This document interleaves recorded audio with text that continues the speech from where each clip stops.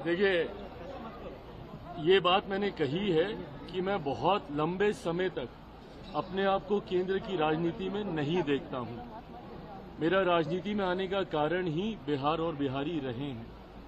ऐसे में मेरी इच्छा है कि मैं जिस सोच के साथ राजनीति में आया हूं, मेरा एक अपना विजन भी है, बिहार फर्स्ट, बिहारी फर्स्ट। ऐसे में मैं चाहता हूं कि मेरा राज्य बिहार विकसित राज्यों की श्रेणी में बराबरी पर आकर खड़ा हो। जो तीसरी बार का सांसद बनने के बाद मुझे एहसास हो रहा है कि दिल्ली में रह के शायद नहीं संभव होगा।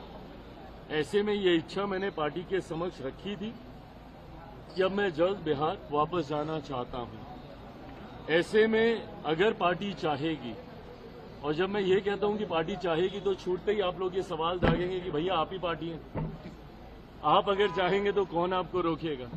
हकीकत भी है, गलत नहीं है ये। पर जब मैं कहता हूं कि अगर पार्टी चाहेगी, इसका मतलब ये है कि पार्टी इवैल्यूएट कर रही है इस बात को कि क्या मेरे चुनाव अभी लड़ने से पार्टी को फायदा होगा। क्योंकि कई बार जब राष्ट्रीय स्तर के नेता प्रदेश का चुनाव लड़ते हैं तो चुनाव में भी आपको मजबूती मिलती है। भारतीय जनता पार्टी ने कई बार इसका प्रयोग किया है जब उन्होंने अपने सांसदों को चुनाव में उतारा, जिसका उनको स्थानीय स्तर पर विधानसभा के चुनाव में फायदा हुआ, और ये होता है।